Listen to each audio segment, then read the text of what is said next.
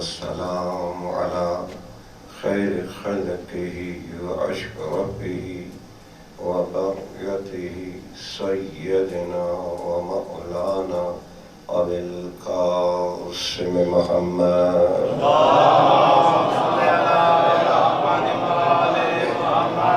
محمد وأهل بيته الطيبين الطاهرين المعصومين المظلومين ولعن الله على أعدائهم أجمعين يوم هذا وإلى يوم الدين.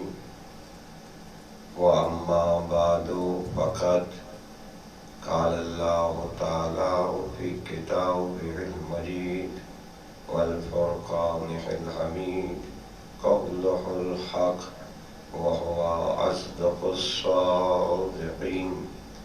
بسم الله الرحمن الرحيم. لقد أنزلنا آية مبينات والله يهدي من يشاء إلى صراط مستقيم ويقولون آمنا بالله ورسوله وأطعنا ثم يتولى فريق منهم من بعد ذلك وما أولئك بالمؤمنين. صلى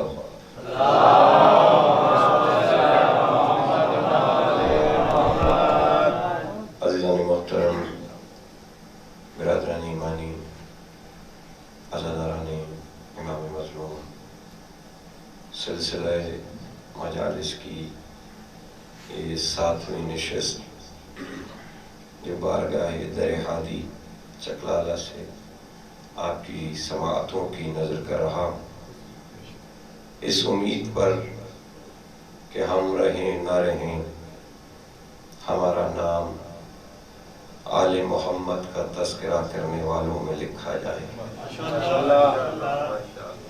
زندگی سانس لینے کا نام نہیں ہے، زندگی وابستگی محمد و آل محمد کا نام ہے.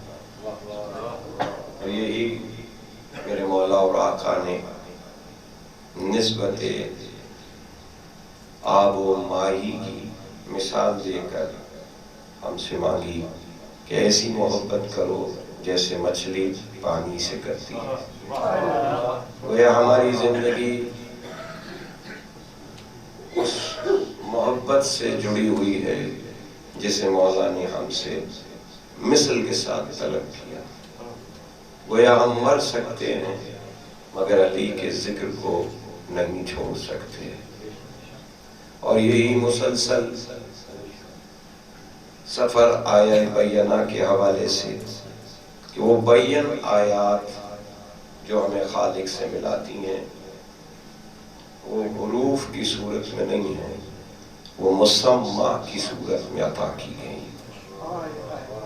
لفظ مٹ سکتے ہیں، مسمع مٹانا بھی چاہو تو نہیں مٹ سکتے، کیونکہ انہی مسمع کے قدموں کے نیچے اللہ نے صراط مستقیم رکھی. گویا اگر صراط چاہتے ہو تو مسمع تک پہنچو، جب مسمع کو سمجھ لو گے تو صراط مل جائے گی. اطاعت الہی اللہ نے عبادت قرار دی اور خالق کائنات نے ہم سے اپنی بندگی طلب کی، مگر بندگی کے بعد یہ نہیں کہا کہ یہی عبادت ہے، بلکہ یہ کہا کہ یہی صراط مستقیم ہے.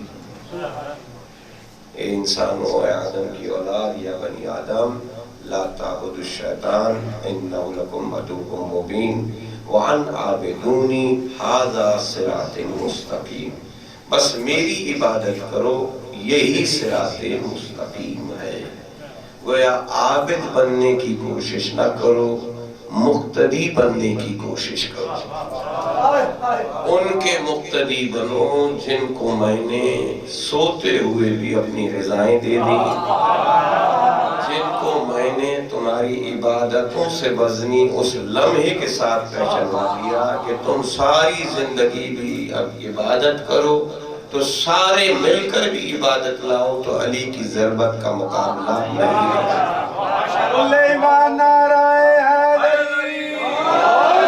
اور مسلسل گفتگو کر رہا ہوں ایک طالب علم کی حیثیت سے میں نے بارہا ممبر سے کہا، میرے برادران بیٹھے ہیں، نہ میں کبھی خود کو عالم سمجھتا ہوں، نہ میں نے خود کو عالم کہا، نہ کسی کو اجازت دیتا ہوں کہ میرے اسم کے ساتھ نام کے ساتھ علامہ اور مولانا لکھیں۔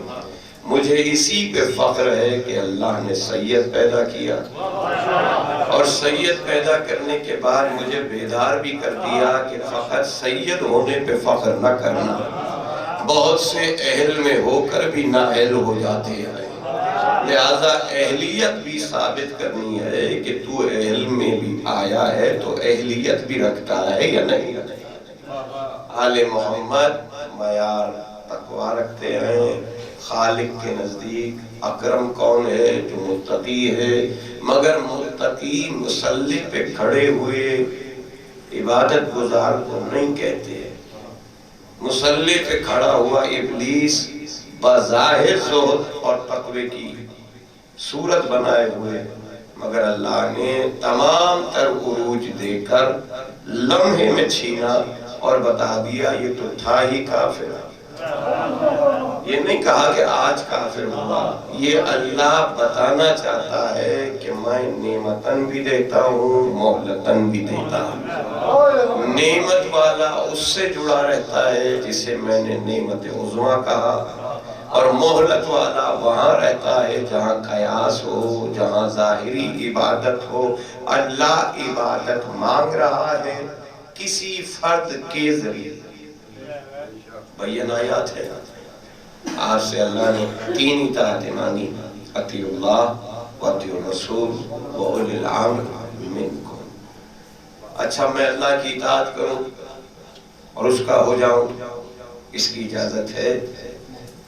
اس نے کہا سورہ نساء آیت 80 وَمَنْ يُطِعِ الرَّسُولَ فَقَدْ أَطَاعَ اللَّهَ، جس نے رسول کی اطاعت کی اس نے اللہ کی اطاعت کی۔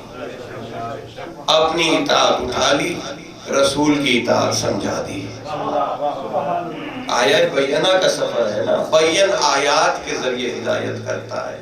تمہیں ڈائریکٹ کبھی کوئی حکم نہیں دیا، تمہیں ڈائریکٹ کبھی قرآن نہیں دیا، تمہاری اوقات ہی نہیں ہے وحی کی تو کبھی مکھی پہ کر دی، شہد کی مکھی پر وہ وحی کر رہا ہے، اسے راستے بھی بتا رہا ہے، اسے کھانے کے آداب بھی سکھا رہا ہے، اور کھانے کے بعد بھی اس کا بھی ایک یاسوب بٹھا دیا کہ وحی کے باوجود ایک یاسوب بٹھایا جو سونگتا رہے کہ یہ وحی کے تحت عمل کرنے والی تھی،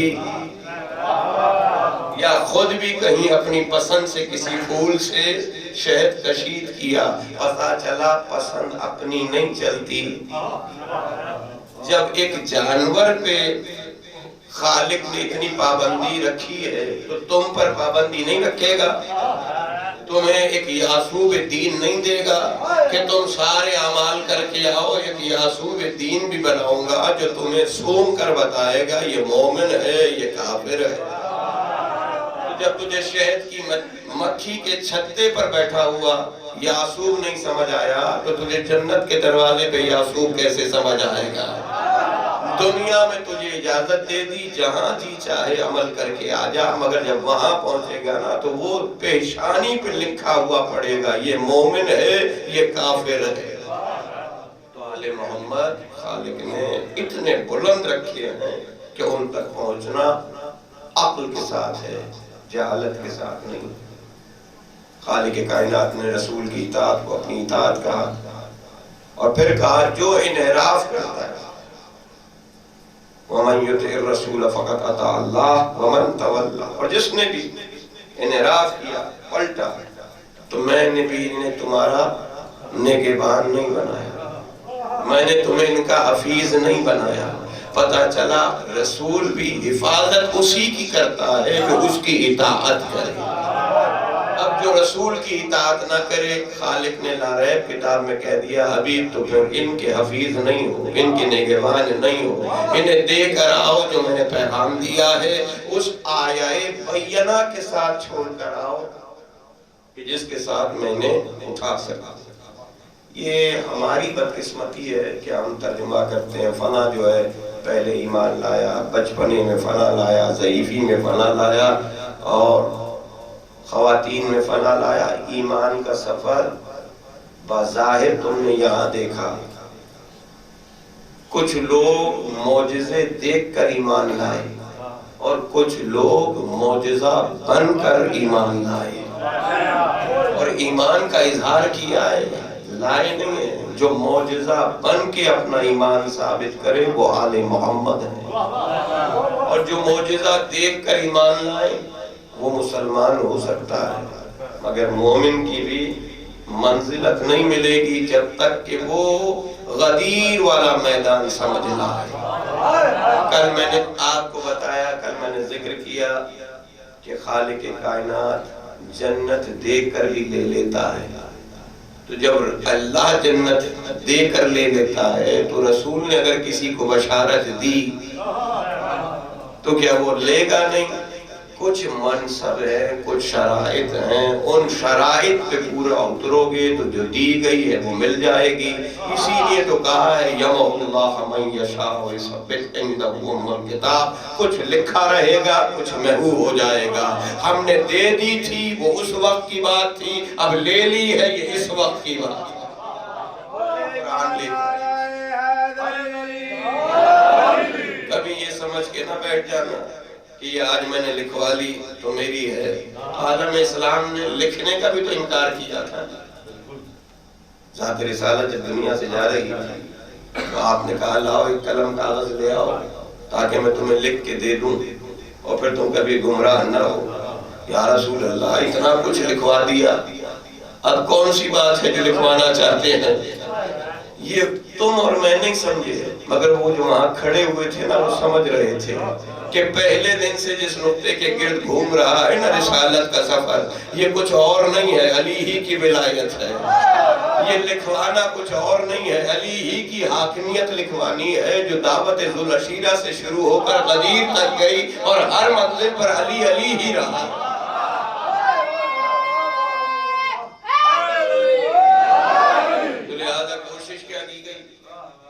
نعوذ باللہ خاتم بدہان رسول کیفیت بخار میں ہے، بیماری میں ہے، نعوذ باللہ ہذیان ہو رہا ہے۔ کہاں قرآن کہہ رہا ہے میرا نبی کلام ہی نہیں کرتا وحی کے علاوہ، وَمَا يَنْطِقُ عَنِ الْهَوَىٰ إِنْ هُوَ إِلَّا وَحْيٌ يُوحَىٰ، اور کہاں مسلمان کلمہ پڑھ کر رسول کی رسالت کا ایمان لانے کے بعد، اطاعت کا دم بھرنے کے بعد کہہ رہا ہے کہ نہیں نعوذ باللہ بخار سے رسول کی ذہن پر اثر ہوا ہے۔ اسی لیے ضربت کھا کر علی نے کہا تھا سلونی سلونی قبل ان تفقدونی، کہ تجھے وہ چھوٹے سے بخار میں مصطفیٰ سمجھ نہیں آیا تو آج مرتضیٰ کو دیکھ کے اس حالت میں کہ ضرب لگی ہے، زہر کا اثر پھیلا ہے، اب بھی پوچھ جو تو لکھوا نہ سکا وہ آج علی تجھے زبانی بتا کے جائے گا۔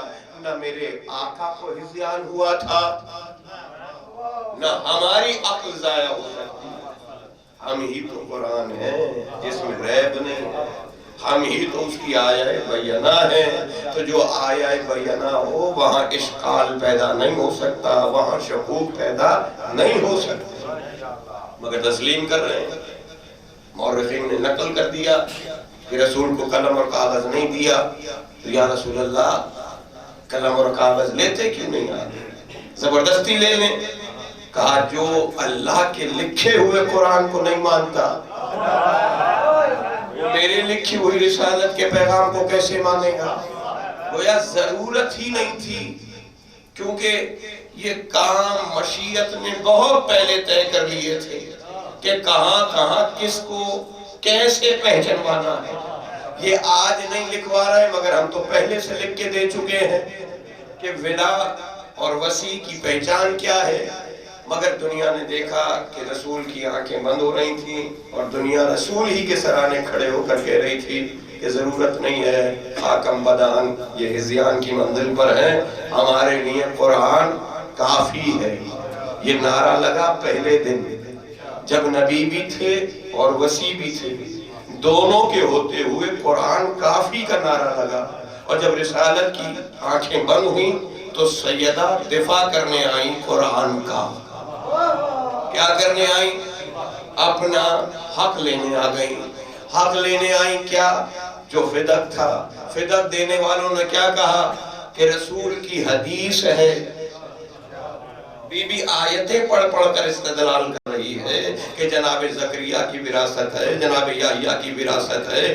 نبیوں کے لیے جو تم نے حدیث گڑھ دی ہے کہ کوئی نبی نہیں جاتا اور جو چھوڑتا ہے، جو میراث ہوتی ہے وہ صدقہ ہے، ترکہ ہے، وہ کسی کی میراث نہیں ہوتی۔ رسول کی بیٹی نے تمام آیات میراث کی تلاوت کی، مگر وہ جو کل کہہ رہے تھے قرآن کافی ہے، آج قرآن کا سہارا نہیں لے رہے، حدیث لے آئے۔ پتہ چلا سیدہ نے بتایا نہ یہ کل سچے تھے نہ آج سچے، اور یہی جھوٹ ان کا نکھرتا جائے گا آہستہ آہستہ۔ یہ جو مکر کر رہے ہیں اس مکر کو خالق بے نقاب کرتا جائے گا۔ سیدہ نے پہلی ہی منزل پر علی کی ولایت اور قرآن کی حاکمیت کو تسلیم کروا لیا تھا۔ حدیث کے رو سے تم نے سیدہ کو واپس بھیجا، اور ابھی قبلہ پڑھ رہے تھے کہ سیدہ کے ساتھ تعارف کرایا گیا۔ کیوں کرایا گیا؟ تاکہ صادقین کی جماعت سمجھ آ جائے۔ مباہلے میں کوئی نئی ذات نہیں گئی تھی سوائے سیدہ کے۔ رسالت بھی موجود تھی، ولایت بھی موجود تھی۔ نجران کے جب وہ عالم عیسائی عالمان کر مباہلہ کر رہے تھے نا، مجادلہ کرنا چاہتے تھے، علمی مناظرہ کرنا چاہتے تھے، تو مولا بھی ہوتے تھے، حسنین بھی ہوتے تھے، مگر یہ تسلیم نہیں کرتے۔ اور غالباً میں نے پڑھا یا دوسرے مقامات پہ پڑھا کہ جب یہ قافلہ چلا تھا نا اہل نجران کا مباہلے کے لیے، اس میں عاقب جیسا عالم ہے، اس میں حذیمہ جیسا عالم ہے، اور جو حذیمہ بھائی ہے نا جو ناکے پہ سوار بڑا عالم تھا، اس کا چھوٹا بھائی ناکے کو کھینچ رہا تھا۔ اس کا نام غالباً اکرامہ یا اس طرح سے نام ہے، ذہن میں اس وقت نہیں ہے، صرف نقل کر رہا ہوں، آ گیا ہے ذہن میں تو پیغام پہنچا رہا ہوں۔ اس خچر کو کھینچ رہا تھا جس پہ وہ عالم سوار تھا، بھائی تھا، اور کھینچتے ہوئے کہتا ہے عجیب مصیبت میں ڈال دیا، خدا ہلاک کرے اسے جس کے لیے ہم یہاں سے مناظرہ کرنے جا رہے ہیں، کہ جس کی وجہ سے ہم پر اتنی مشکل آئی۔ تو جو خچر پہ عالم بیٹھا ہوا تھا اس نے کہا خبردار تو ہلاک ہو جائے۔ اس نے کہا یہ کیا ہوا بھائی، مجھے ہلاکت کی بات کر رہے ہو، اور جس نے اتنی مشکل میں ہمیں ڈالا اس کی ہلاکت کی بات نہیں کرتے؟ کہا وہ نبی ہے، وہ صادق ہے، امین ہے۔ اس نے کہا اگر آپ اس نبی ہے تو قبول کیوں نہیں کرتے؟ کہا جو اتنی عزت ہمیں ملی ہوئی ہے، یہ جو اتنی دولت اور شان و شوکت ہمیں ملی ہوئی ہے، جن کی طرف سے ہم جا رہے ہیں مجادلہ کرنے، مناظرہ کرنے، انہوں نے ہمیں اتنا منصب دیا ہوا ہے، وہ کہاں رہے گا؟ مگر بڑے نے چھوٹے کو صرف ہدایت کا تھوڑا سا پیغام سنایا تھا، اس کی نور کی روشنی بیدار ہو گئی۔ وہ ایمان لائے نہ لائے، مگر یہ چھوٹا بھائی جا کر رسالت پر ایمان لے آیا کہ ان کی رسالت میں شک نہیں ہے۔ یہ ہے کہ اللہ جس کی چاہتا ہے ہدایت کرتا ہے، سب کی نہیں کرتا، مگر آپ اپنے اپنے نفوس کو طاہر کریں دنیا کی غلاظتوں سے۔ اب یہ جناب سیدہ نے جنگ جیت لی، مباہلے میں تعارف کرا دیا، مگر پھر کہوں گا لکھے ہوئے کی اب بھی نفی ہو رہی ہے کہ جاتے رسالت مآب میں نہیں لکھا۔ نہیں عزیزان محترم، اصول کافی میں ایک روایت ملتی ہے کہ جب ذات رسالت نے اظہار اسلام کیا اور توحید کی دعوت دی تو بہت سے لوگوں نے قبول کی۔ ان میں سے ایک شخص ہے ابو سمسام، اس نے آ کر رسالت کی بارگاہ میں کلمہ پڑھا۔ توحید اور رسالت کا جب اقرار کر چکا تو رسول نے کہا کہ جاؤ اب اپنے علاقے میں جا کے اپنے لوگوں کو دین اسلام کی دعوت دو، اور جب ان کو دعوت دے چکو تو ہمارے پاس آنا، ہم تمہارے لیے ایک انعام رکھیں گے. اور پھر انعام کی کیفیت بتائی کہ وہ انعام ایسے ہیں کہ 70 سرخ اونٹ سیاہ آنکھوں والے جو مال تجارت سے لدھے ہوئے ہوں گے وہ ہم تجھے عطا کریں گے. ابو سمسام نے کہا مولا اگر میں آیا اور آپ نہ ہوئے, آپ سے نہ ملا, تو آپ نے کہا لاؤ کاغذ قلم, ہم تمہیں لکھ دیں. پتا چلا وہ جو نہ لکھوا رہے تھے, جنہوں نے اس وقت کاغذ قلم نہیں دیا تھا, خالق نے اس سے پہلے کاغذ و قلم سے لکھوا دیا تھا. ابو سمسام کو مہر لگا کے رسالت میں عطا کیا. ابو سمسام جب اپنے علاقے میں اسلام کی دعوت دے چکو گے تو ہمارے پاس آنا, ہم یہ دولت دیں گے. کہا یا رسول اللہ اگر آپ نہ ہوئے تو کون دے گا؟ آپ نے کہا میرا وسیع, میرا نائب عطا کرے گا. لکھوا لیا کہ رسول نہ ہو تو نائب دے گا. لکھنے کے بعد رسالت کی مہر بھی لگ گئی. اب یہ چلا گیا اپنے علاقے میں جا کے اسلام کی دعوت دی. اسلام کی دعوت دینے کے بعد حکمت الہی نے چاہا کہ یہ اس وقت آئے جب نبی دنیا سے جا چکے ہو. یہ آیا اور نبی کا جنازہ ہو چکا تھا. اس نے پوچھا مسند خلافت پہ کون ہے؟ بتایا گیا خلیفہ اول ہے. یہ دربار میں پہنچا, پہلے تو رسول کی شہادت کا افسوس کیا, اس کے بعد کہا کہ میں رسول سے ایک وعدہ لے کر گیا تھا, مجھے یہ 70 اونٹ, سرخ 70 اونٹ جن کی آنکھیں سیاہ اور مال تجارت سے لدے ہوئے چاہیے. وہ کہا یہ کیسے ممکن ہے؟ رسول نے اپنی میراث میں اتنا کچھ چھوڑا ہی نہیں. وہ جو سیدہ کی میراث نہیں دے رہے تھے, اب لفظ میراث بھی استعمال کر رہے ہیں کہ میراث میں کچھ ایسا ہے ہی نہیں جس میں اتنی دولت ہو کہ تجھے دے. کوئی دلیل ہے تیرے پاس؟ اس نے کہا دلیل ہے. کہا کیا؟ کہا یہ تحریر ہے رسالت کی, مہر لگی ہوئی. پتا چلا جو کل نہیں لکھنے دے رہے تھے ان کے سامنے تحریر بھی آ گئی. رسالت کی تحریر دیکھی, مہر دیکھی, حیران ہو گیا کہ یہ مہر بھی سچی ہے, مگر یہ کہاں سے دوں؟ ایسی دولت کہاں سے ممکن ہے؟ وہیں بیٹھا ہوا ہے وہ جسے سلمان کہتے ہیں. سلمان نے کہا پریشان ہونے کی ضرورت نہیں ہے, آ چل اس وسیع کے پاس لے چلوں, اس ولی کے پاس لے چلوں جو حقیقی وارث رسول. دروازے پہ دق الباب کیا, ادھر دروازے پہ دستک کی, ادھر میرے مولا نے کہا سلمان ابو سمسام سے کہو اندر آ جائے. دروازے کے ادھر کھڑا ہوا کہتا ہے یہ کون ہے جو میرے نام سے مجھے جانتا ہے؟ کہا بس یہی فرق ہے, وہ لکھا ہوا نہیں پہچانتے, اور یہ وہ ہے جو حقیقی علم امامت رکھنے والا ہے. کل شیء نسیناہ فی امام مبین کا مصداق ہے. یہی آیہ بینہ ہے, یہی ان بند آنکھوں کو کھولنے کے لیے اللہ نے عطا کیا.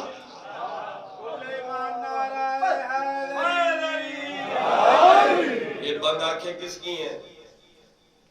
یہ آج جو بند آنکھیں ہیں کس کی ہیں؟ کل میں نے جناب سلمان کے ایمان لانے کا سفر پڑھا, آج آپ کو بتاتا ہوں. پہلے اسلام میں سبقت کرنے والے خلیفہ اول جناب حضرت ابو بکر صدیق رضی اللہ تعالیٰ عنہ کیسے ایمان لائے؟ آپ مال تجارت لے کر یمن گئے ہوئے ہیں. جب مال تجارت لے کر یمن گئے تو وہاں ایک علم ریاضی کا بہت بڑا عالم ہے, عمر اس کی 390 سال, یعنی تقریباً 400 سال کا ضعیف انسان اپنی عمر کے ساتھ وہاں موجود ہے. علم ریاضی سے مراد صرف میتھمیٹکس نہیں ہے, علم ریاضی شمس و قمر ستاروں کا علم رکھنے والا, علم نجوم رکھنے والا.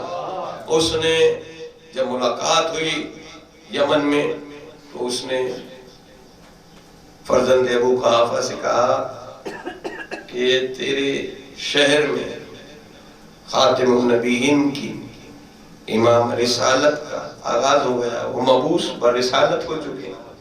انہوں نے اعلان کر دیا اور ابھی تک سوائے ان کی زوجہ اور فرزند عم ابن عم یعنی چچا کے بیٹے کے علاوہ کوئی اور ایمان لانے والا نہیں ہے، لہذا جلدی جا اور اسلام لانے میں سبقت کر۔ اس نے کہا کیسے یقین کروں کہ آپ سچ کہہ رہے ہیں؟ کہا میں نشانیاں بتاتا ہوں، تیرے اپنے ناف پر فلاں محل پر سیاہ تل ہے، تیرے ران پر ایسا نشان ہے، جب اپنے اندر خفیہ وجود کے اعضاء کا علم ملا تو یقین ہوا کہنے والا کوئی عام بشر نہیں ہے، غیب کا علم رکھتا ہے۔ پتہ چلا کبھی کبھی غیب کے نہ ماننے والے بھی غیب ہی سے ماننا شروع کرتے ہیں، مگر غیب سے تسلیم کروایا اور تسلیم کروانے کے بعد کہا آپ جلدی جلدی جا اور بارگاہ رسالت میں اسلام لا تاکہ سبقت لے جانے والوں میں تیرا نام درج ہو جائے۔ اور جانے سے پہلے ایک نظم لکھی، 12 اس کے اشعار، جن 12 اشعار کو اس نے جناب ابو بکر کو یاد کروائے کہ جب پہنچنا تو رسول کی بارگاہ میں میری طرف سے یہ ہدیہ کرنا اور کہنا وہ ضعیف، وہ بوڑھا آپ پر آپ کی رسالت کا ایمان رکھنے والا ہے۔ اب مجھے کیا ضرورت ہے پڑھوں کہ سبقت لے جانے والوں میں کون کون تھا، مگر یہاں سے اسلام کی خواہش لے کر آپ تشریف لائے مکہ تشریف لا کر آپ نے ملاقات کی ابو جہل دوسرے اور سرداروں سے، پوچھا بھائی کوئی مکہ میں کوئی نیا واقعہ نمودار ہوا؟